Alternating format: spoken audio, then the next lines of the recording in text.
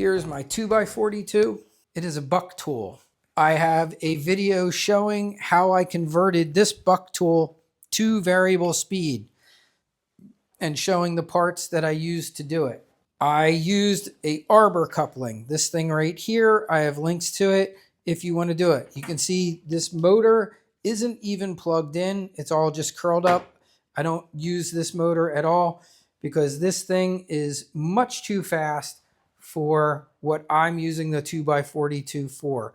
The belt speed on this is 4480. So that is very fast. This would be great if you're a knife maker and you had a lot of material to hog off of something, but for sharpening, this is far too fast. That's why I came up with this method to make it variable speed. And the other nice thing is mine can go both directions. I also cut mine open. I did this after watching Cliff Curry do it, but I will tell you, I wouldn't do that again. So the problem I had with mine after I did it, I noticed that I was getting a little too much flex in the body. And I wish I hadn't cut away so much of this to expose more of the belt.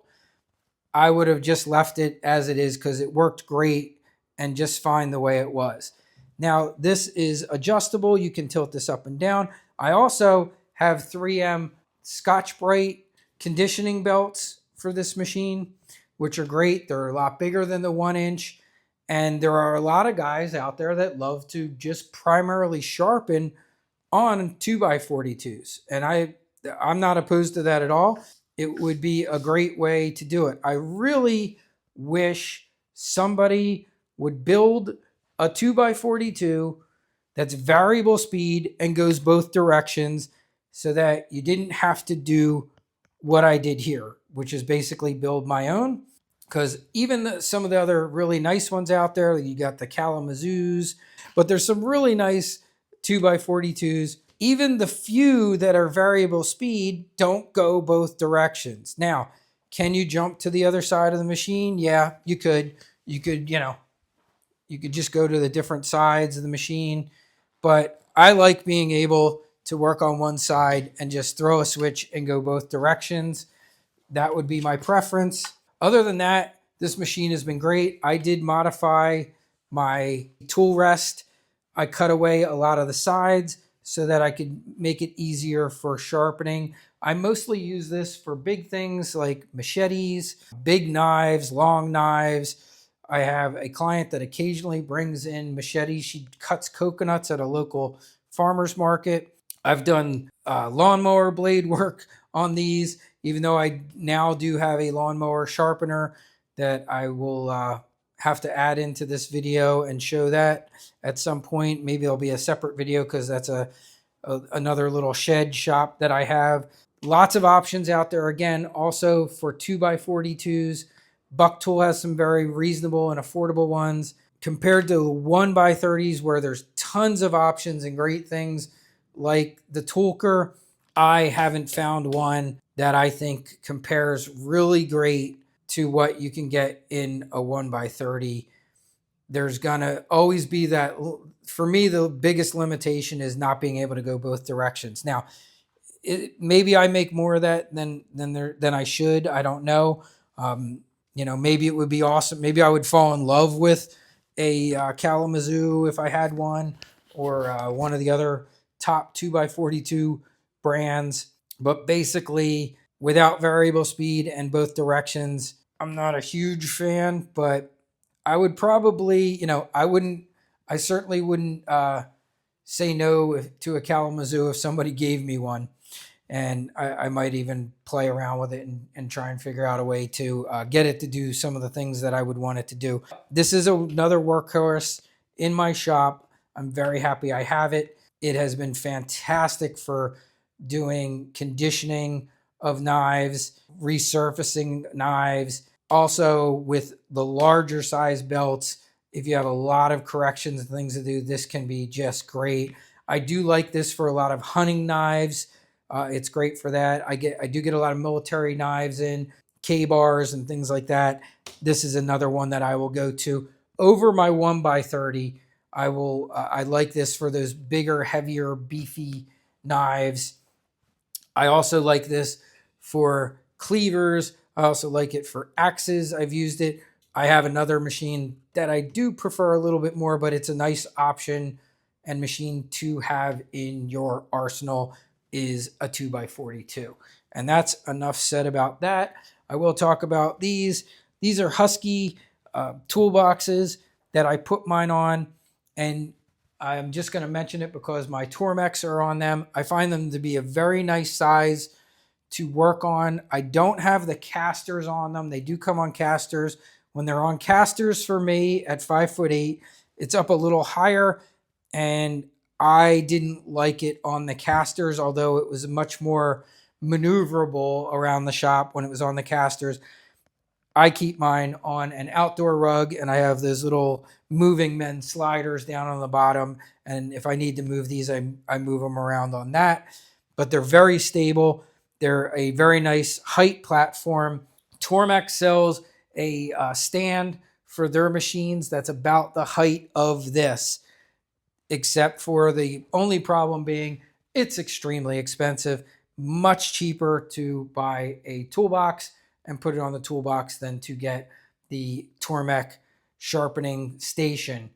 But if you have unlimited funds and money, that is certainly something you might want to get. It even has a cool place to put your extra stones on the outside of that toolbox. But like I said, it costs more than the Tormex machine. So let's go on to my CBN wheels on my low-speed jet grinder. So over here I have another very mobile setup. This is a low-speed jet grinder on a stand with casters, so I can move this all over my shop. I have a Kodiak mount system on it, which can use Tormex jigs on it. And this is something that I love to use for axes, cleavers, knives that need a lot of bevel work, or if I'm going to cut an entire new bevel into something, this will do a beautiful job, and it does it very fast. It's low speed CBN wheels that I have on mine. I have a 350 grit, and I believe it's a 180. Yeah, 180 and 350. This was also the best method that I found for doing ceramic knives. I used the 350. I would love a 600 grit CBN wheel. I think you could sharpen ceramic knives really well and fast with that. But I have found a ton of use for this machine. The Jet 8-inch low-speed grinder is a fantastic option for it. I think of all the grinders out there and gear, one of my favorite is Jet. They make just fantastic gear that lasts a lifetime. The motors, they all have, it almost has like a braking system in it. You can hear it when the things are slowing down. Because I mentioned earlier that my dust collector is a Jet. And when that motor turns off, it sounds the same as this motor. They have really great technology. They actually make a wet grinder that is very similar to the Tormex, and that would probably be the only one that I would ever try, because Jet just makes really great stuff. The only reason I never bought one of the Jets was basically it was, I think, around 150 less, and I didn't want to run the risk of, I don't know if their jigs and their angle guides are compatible with Tormex. So I stuck with everything Tormex because I didn't want to risk, like when I tested out the Wen angle guides were different sizes and different separations, so I couldn't put a Tormex angle guide on the Wen machine. And that's why I stuck with all the same brand on that stuff. But I do love their grinders. I do love their polishers.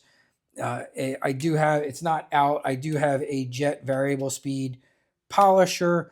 Like I said, I don't love them because they're because it's one of those things you have to be super careful with and safe with. They are dangerous. That is the thing that can hurt you, are high-speed polishers. Make sure you know what you're doing. Make sure you use it properly. Wear all this appropriate safety gear that you should have on. There are two different camps of arguing on whether you should wear gloves or not. The majority of people say no, but I do know some people who say yes. I tend to not wear gloves unless I'm polishing something that I know my fingers are going to touch that wheel.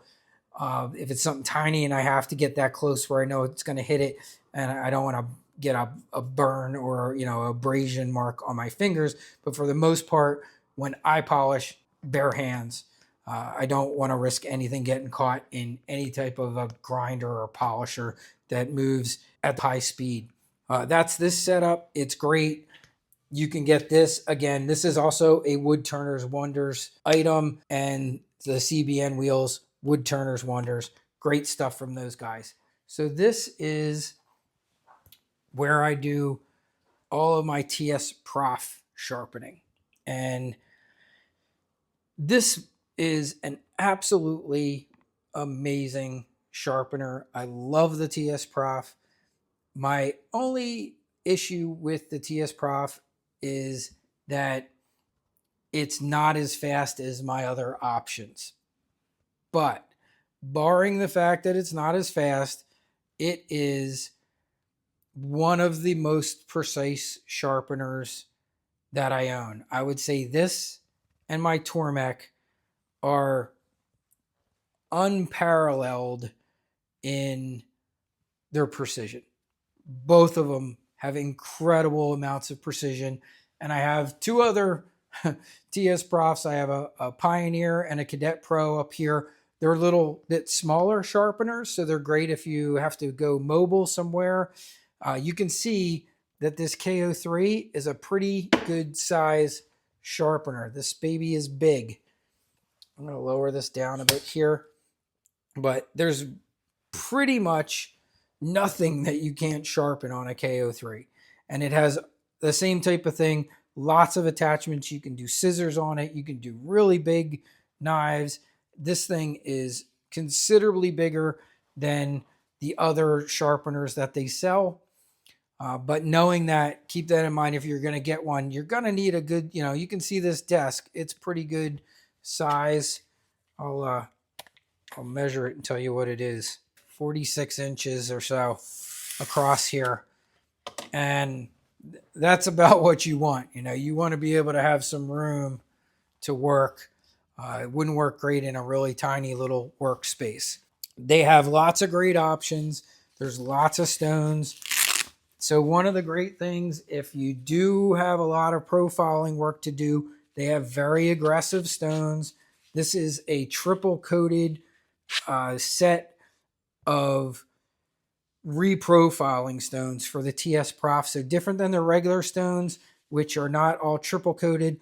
These are coated 3 times. They can also use both sides of this sharpening stone, and they're very aggressive and they remove a lot of material. So that helps with what I said before, the time, because it's always how long is it going to take me to raise that burr and to reprofile this angle on this. This is another one of my favorite machines to take really nice knives to, because I have such incredible precision control.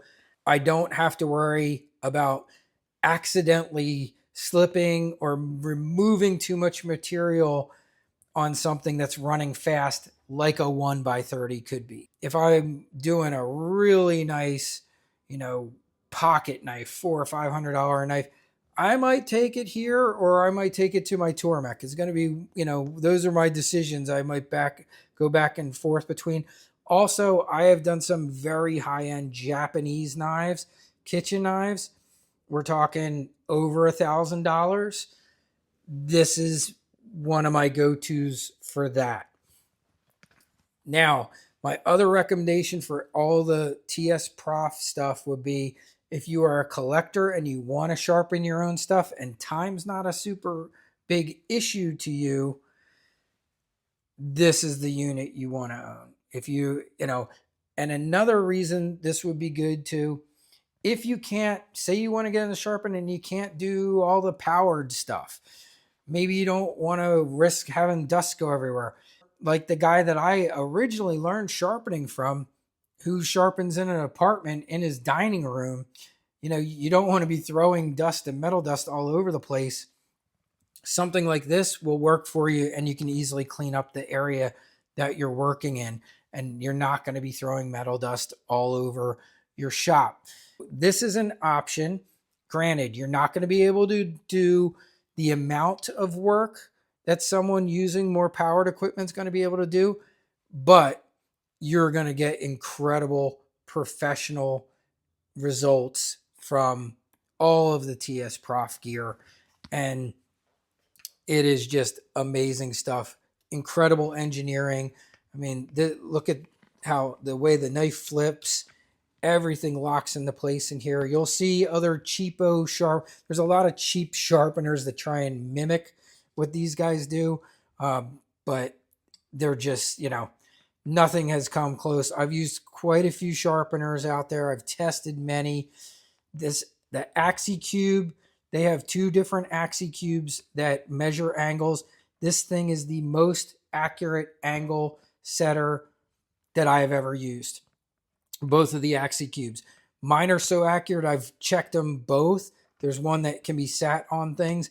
They're identical in their readings even. They're that accurate. I have tested other angle cubes against other angle cubes, and you know, oh, it might be off a little teeny tiny bit, or they don't match up exactly the same. These things are really amazing precision and well made. And that's why the TSPROF stuff also isn't inexpensive. But fantastic gear, amazing sharpener, and I love that I have it. This is the one that I use mostly this digital scope on, because this one is wireless. And one thing that is nice about having a wireless digital scope, if you have a system like this where you don't want to take the knife out of the jig if you don't have to, and you want to look at it under the scope, a wireless, it's plugged in now because it's charging, but this is a wireless digital microscope. And right over here, you can see I have like a little Samsung pad, and it sends the picture right to there. So I can look at a knife on here using this little digital microscope. This is the one I have shown many times before. I've had this one for a lot of years. It's in my list of digital microscopes, and it's a great one. The other one that I've shown many times too, and I absolutely love this one, is the Gochifix, and I have that one over here too. And I just use that one a little bit differently. I usually attach it to, I built this little slide and board for it, and I will put I have a magnet on there. I'll slide the knife on there, and that's just so that I have a way to slide it under the microscope easily. And you can see I just turn that on. Let me make sure the camera's on there. I'm going to zoom in a little bit so you can see that. I have an entire video on this microscope too. This one is a great buy, really reasonable cost, and gives you a great picture. If you guys can see that. So there's my knife that I had on my side. It's a Mora knife. And so that's a great option too. Very affordable microscope with a lot of great options. Someone just recently the other day told me that they were on sale again, 20% off, which it's great, and you'll see it in my links of stuff. All right, and I am now going to move on to is up top here. I finally have it installed, and that's my air cleaner. So this is one item that I did get from Wen that I do like. This is my Wen Air Cleaner. It's remote operated. I can turn it on. I think it's relatively quiet, and its purpose is to just keep the air cleaned in the shop. So when you are grinding and doing different things, and also even laser engraving, depending on what you're doing, it can be putting particles into the air. It's nice to have an air cleaner. I'll show you this. I'm going to turn it on. And I think you can probably still hear me, no problem. It's basically, it's a very simple concept. It's a box fan. It sucks in on one side, and then the clean air blows out on the back side. So you can see the filter on here. It is a HEPA filter. It has a pre-filter and then a HEPA filter inside. That's low speed. I'll show you high speed, so see if you can hear it. We'll see if it shows up on the video.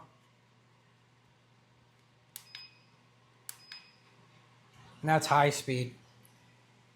And to me, it doesn't, it's just a different pitch. It's not really any louder.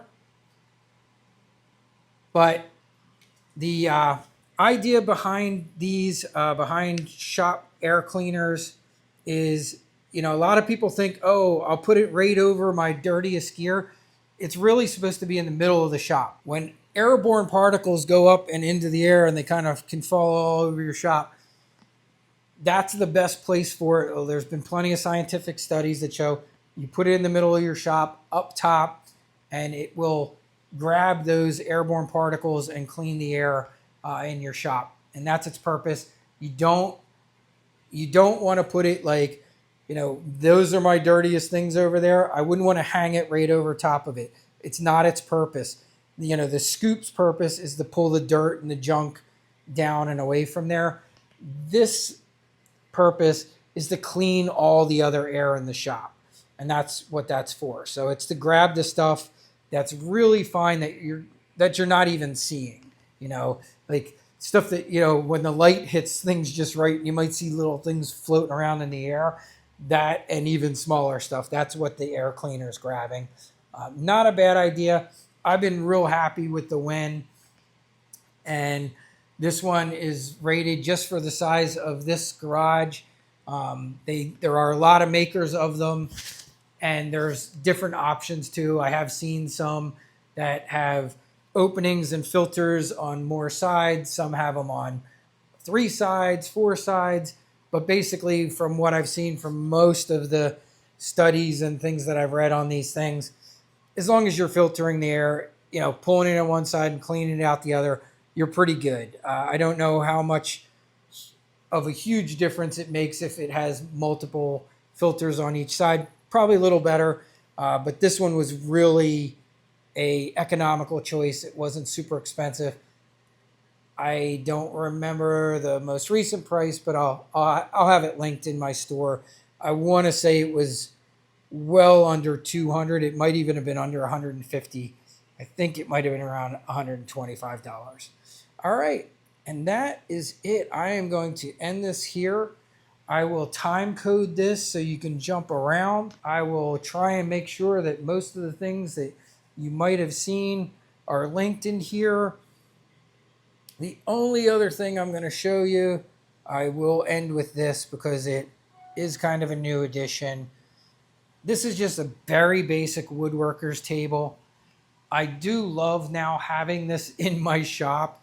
It's nice to have a place where I can go and work on stuff. This is also where I used to so many times put my knife sleeves on and pack things up on sitting on the floor or kneeling on the floor. I now do it on my Woodworkers table. It's got a little vise down here. It's got little stop things and holes where I can put things in. You can see it can double as a computer table. Lots of uses for this. I got it a few years ago. Recently, I looked at it and it was not as cheap as when I got it. You know, sadly, I gotta say this one's at least 7 years old. I want to say I paid about $80 for the table, but I'm sure there are times they run sales on it and it's probably still pretty affordable, or you can get something very similar to it at an affordable price. But it is very nice to have a Woodworkers table. If you don't have one in your shop, it's a nice option. If you have to sand something, they are just truly great little tables. And with that little vise on the end, you can lock things in, and they make lots of little pegs that go in the holes. My buddy has one very similar to this, and the only difference is he's got a vise on both ends. This one only has one vise. And that's it. But I'll try and keep it as short as possible. And like I said, I will time code everything. And hopefully that helps you guys be able to jump around and see what you want to see. And that is the end of the knife shop side of the shop tour. And stay tuned and keep your eye out for the laser engraving. I will be doing that one next.